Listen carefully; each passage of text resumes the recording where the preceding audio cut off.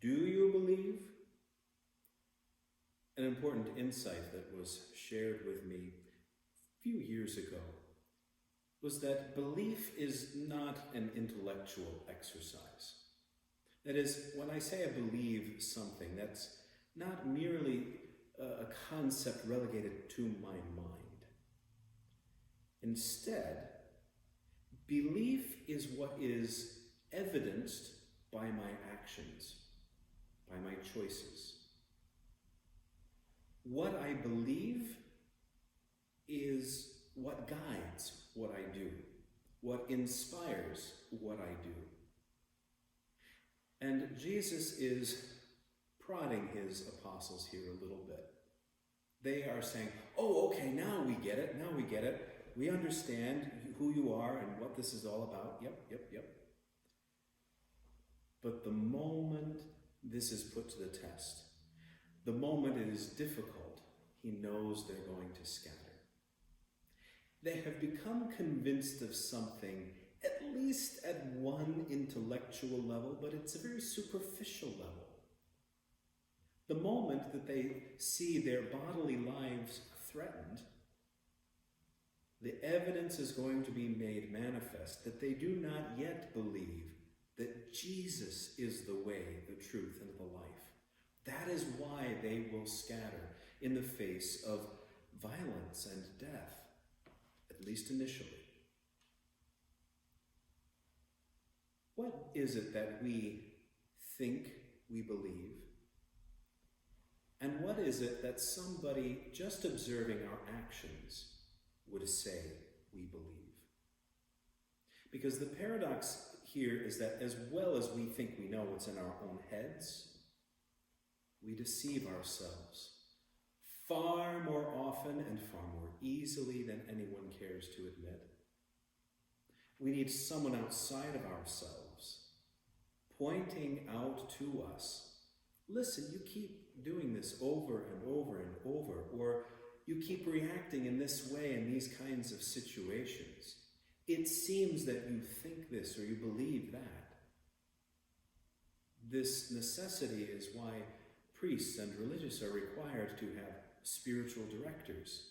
It's also part of the reason why every Christian is encouraged to have a regular confessor, somebody who really gets to know you, who gets to know your habits and your patterns of behavior. Because we often have a blind side, a blind spot to what we really believe, what is actually nested in our hearts. It comes out in our actions. Other people notice, but we often don't. Part of what the Holy Spirit does for us is by enlightening our minds and hearts, we are actually assisted in being truly honest with ourselves. We are actually assisted in seeing what it is we actually believe and where our belief fails. And when we are aware of that, then again, with the Holy Spirit, we can work on coming to a deeper belief. You may recall this passage of the Gospel where a man brings his boy to Jesus. Well, first to his disciples because the boy is possessed, but the disciples cannot drive the demon out, only Jesus can. And in questioning the man, Jesus says, "Do you believe?" And the man says, "I do believe. Help my unbelief." And what we see in the lives of the apostles around the passion and the ascension of Jesus, all in this time up until Pentecost, is that admixture of belief and unbelief. They believe enough that they leave their former lives behind. They leave their families behind, their livelihoods behind. And each and every day, they follow Jesus. They follow him as Lord. They call him Lord. They allow him to be the Lord of their lives.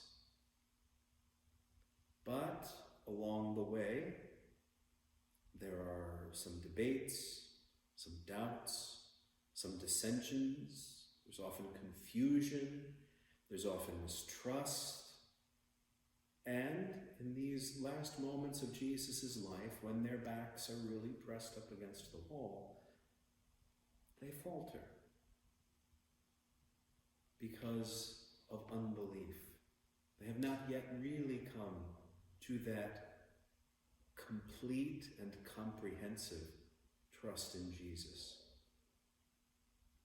In these days remaining for Pentecost, let us continue earnestly our prayer to receive the Holy Spirit, that our minds might be enlightened more than ever before, that our hearts might be expanded more than ever before, that to an ever greater degree we might recognize and be honest with ourselves about how belief and unbelief reside side by side within our hearts, that with the Holy Spirit's power as well, we might be purified and come to that place where there is no more unbelief, there is no longer doubt, only implicit trust in Jesus.